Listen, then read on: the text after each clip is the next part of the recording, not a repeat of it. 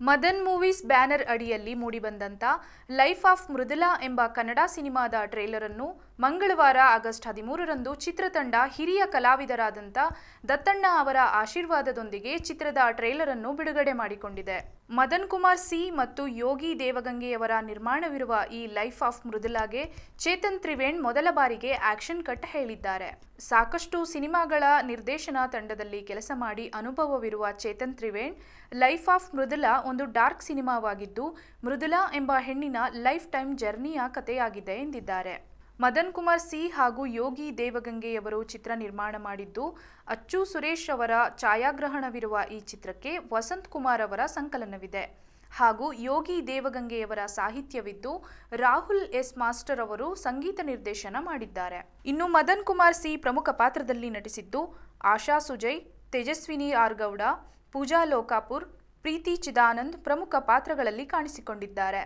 ಇನ್ನು ಶರೀಫ್ ಪ್ರಮುಖ ಖಳನಟನ ಪಾತ್ರದಲ್ಲಿ ಕಾಣಿಸಿಕೊಂಡಿದ್ದು ಶಶಾಂಕ್, ಕುಲ್ದೀಪ್ ಹಾಗೂ ಇನ್ನು ಕೆಲವು ಕಲಾವಿದರು ನಟಿಸಿದ್ದಾರೆ. ಮೂವೀಸ್ ಅಲ್ಲಿ ಮೂಡಿ ಬರ್ತಾ ಇರುವಂತ ಮೊದಲನೇ ಸಿನಿಮಾ ಹಾಗೂ ಮದನ್ ಕುಮಾರ್ ಸಿ ಅವರ ಮೊದಲನೇ ಅಭಿನಯದ ಚಿತ್ರವೂ ಕೂಡ ಹೌದಿದು.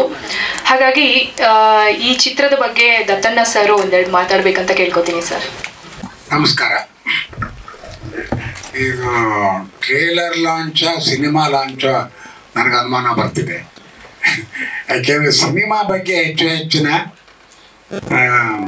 ಪ್ರಶ್ನೆಗಳು ಉತ್ತರಗಳು ಬರ್ತಿವೆ. ಇವತ್ತಿನ ಸಂದರ್ಭದಲ್ಲಿ ಈಗ ನಾವು ನೋಡಿರೋದು ಒಂದು ಒಳ್ಳೆಯ ಸಿನಿಮಾ ಮಾಡಿದ್ದೀವಿ ನಾವು. ಓಕೆ, ಅದು ಹೇಗಿರಬಹುದು ಅನ್ನುವ ಒಂದು ಕುತೂಹಲವನ್ನು ಕೆರಳಿಸೋದಕ್ಕೆ ಒಂದು ಟ್ರೇಲರ್ ಅಂತ ಲಾಂಚ್ ಮಾಡಿದ್ದೀವಿ. 2 ಗಂಟೆ ಸಿನಿಮಾನ ಓಕೆ ಒಂದು 2-3 ನಿಮಿಷದಲ್ಲಿ ಓಕೆ ಆ ಸಿನಿಮಾ ಬಗ್ಗೆ ಕುತೂಹಲ ಕೆರಳುವ ಹಾಗೆ ಇಡೀ ಚಿತ್ರ ಹೇಗೆ ಬರಬಹುದು ಅನ್ನುವ ಒಂದು ನಿರೀಕ್ಷೆಯನ್ನು ಹುಟ್ಟಾಕತ್ತಲ್ಲ, ಆ ರೀತಿ ಈ ಟ್ರೇಲರು ಬಂದಿದೆ. ಅದು ನನಗೆ ಬಹಳ ಮೆಚ್ಚುಗೆ ಆಗಿತ್ತು. ಆದ್ದರಿಂದ ಅವರೆಲ್ಲರಿಗೂ ಕೂಡ ಶುಭ ಹಾರೈಕೆಗಳನ್ನು ಹೇಳ್ತಾ ನನ್ನ ಮಾತು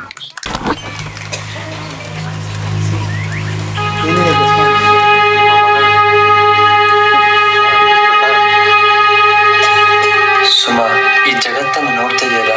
ಇಲ್ಲಿ ನಾನು ನಮ್ಮಮ್ಮ ಹುಟ್ಟಲೇಬಾರ್ದಿತ್ತು. ಇಲ್ಲಿ ಬದುಕೋದೇ ಕಷ್ಟ. ಈ ಕಷ್ಟದಲ್ಲಿ ನಮ್ಮಮ್ಮನ ಮುಖದಲ್ಲಿ ನಗೋಡುತ್ತದೆ.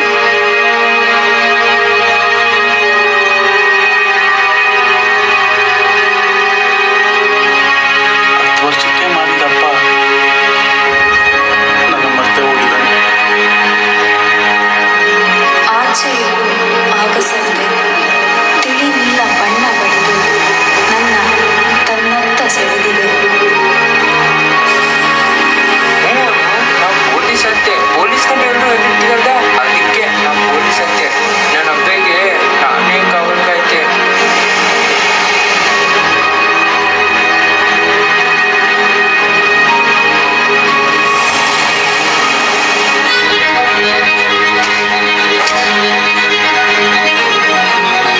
ಕತ್ತಲ ದಾಟಿ ಬೆಳಕ ಬಳುವಳಿಬೇಕು ನನಗೆ. ದೂರ ದೂರ ಹಾರಿ ಸಾಕೆನಿಸಬೇಕು ನನಗೆ. ದಿನಾಂಕು ಕನಸು ಅವರು ಉಪಯೋಗಿಸೋ ಪದಗಳು ಈ ಕತ್ಲೆಯು ಭರವಸೆಯದ್ದೇ ನನಗೆ ಒಂದು ಕೊಟ್ಟ ಕಡಲ ಧ್ಯಾನದ ಒಡಿವಿಗೆ.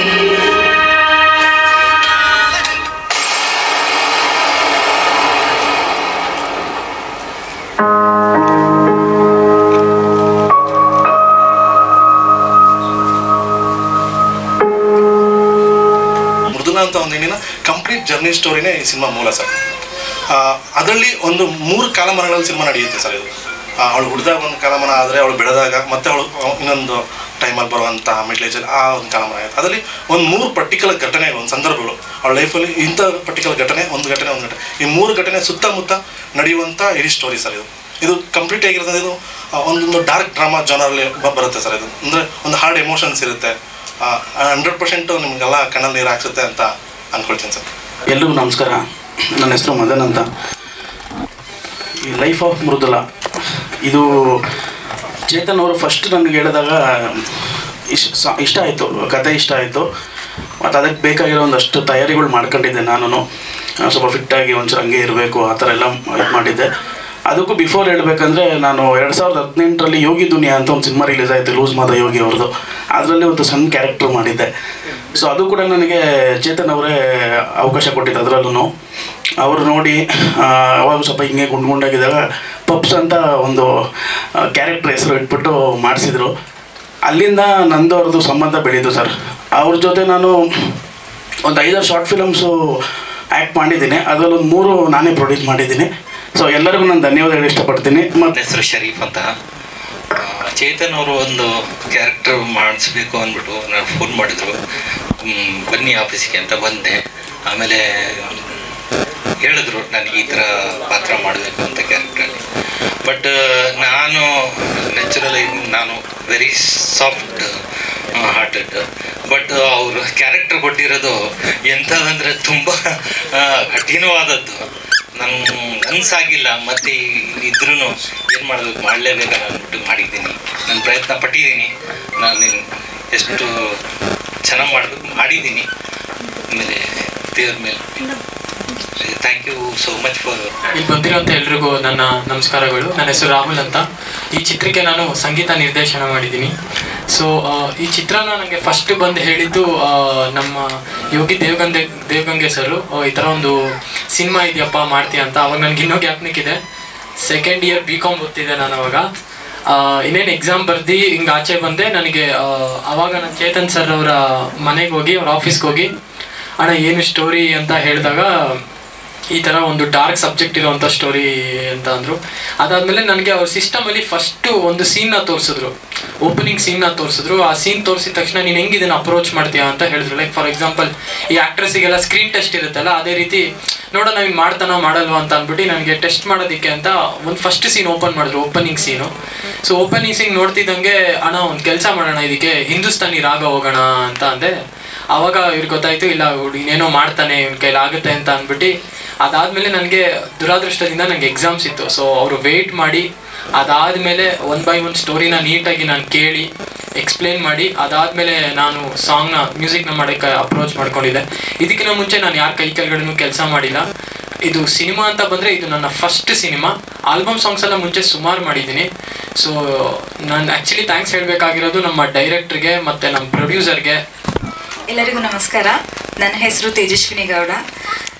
ಈ ಸಿನಿಮಾದಲ್ಲಿ ನಾನು ನ್ಯೂಸ್ ರಿಪೋರ್ಟರ್ ಆಗಿ ವರ್ಕ್ ಮಾಡಿದ್ದೀನಿ. ಚೇತನ್ ಸರ್ ಅವರ 4-5 ಶಾರ್ಟ್ ಮೂವೀಸ್, 4-5 ಅವ್ರು ಮಾಡೋ ಶಾರ್ಟ್ ಮೂವೀಸಲ್ಲೆಲ್ಲ ನಂದೊಂದು ಕ್ಯಾರೆಕ್ಟರ್ ಇದ್ದೇ ಇರುತ್ತೆ. ಸೊ ನನಗೆ ಯೂಶ್ವಲಿ ಫಸ್ಟ್ ಆಫ್ ಆಲ್ ನನಗೆ ಮೂವಿ ಲ್ಯಾಂಡ್ ಬರೋದಕ್ಕೆ ಮೇನ್ ಇನ್ಸ್ಪಿರೇಷನ್ನೇ ಚೇತನ್ ಸರ್ ಮತ್ತು ಮದನ್ ಅವರು. ಅವ್ರು ನನಗೆ ಕೊಟ್ಟ ಸಪೋರ್ಟ್ ಮತ್ತು ಇಲ್ಲ ಯು ಕ್ಯಾನ್ ಆ್ಯಕ್ಟ್ ಅಂತ ಅವ್ರು ನನಗೆ ಕೊಟ್ಟಿದ್ದ ಮಾರಲ್ ಸಪೋರ್ಟೇ ನನಗೆ ಹೆಲ್ಪ್ ಆಯಿತು. ಆ್ಯಂಡ್ ಆ್ಯಕ್ಟಿಂಗ್ ಅಂತ ಬಂದರೆ ನನಗೆ ಚೇತನ್ ಸರಿಂದನೇ ಕಲ್ತಿದ್ದೀನಿ. ಯೂಶ್ವಲಿ ಅವರೇ ನನಗೆ ಪ್ರತಿಯೊಂದು ಗೈಡ್ ಮಾಡೋರು. ತುಂಬ ಖುಷಿಯಾಗುತ್ತೆ ಈ ಮೂವಿಯಲ್ಲಿ ಆ್ಯಕ್ಟ್ ಮಾಡೋದಕ್ಕೆ. ನನಗಿದರಲ್ಲಿ ಬೇರೆ ರೋಲ್ ಕೂಡ ಅವ್ರು ಅಪ್ರೋಚ್ ಮಾಡಿದರು. ಇವತ್ತು ರಿಗ್ರೆಟ್ ಮಾಡ್ತಿದ್ದೀನಿ, ಅವತ್ತು ನಾನು ರಿಜೆಕ್ಟ್ ಮಾಡಬಾರ್ದಿತ್ತು ಅಂತ. But I am happy. ನಾನು ಏನು ರೋಲ್ ಅಂದರೆ ಏನು ಕ್ಯಾರೆಕ್ಟರಲ್ಲಿ ವರ್ಕ್ ಮಾಡಿದ್ನೋ ಅದರಲ್ಲಿ ನನಗೆ ಖುಷಿ ಇದೆ. And thanks team, special thanks to Chetan sir and Madan. ಎಲ್ಲರಿಗೂ ಥ್ಯಾಂಕ್ಸ್.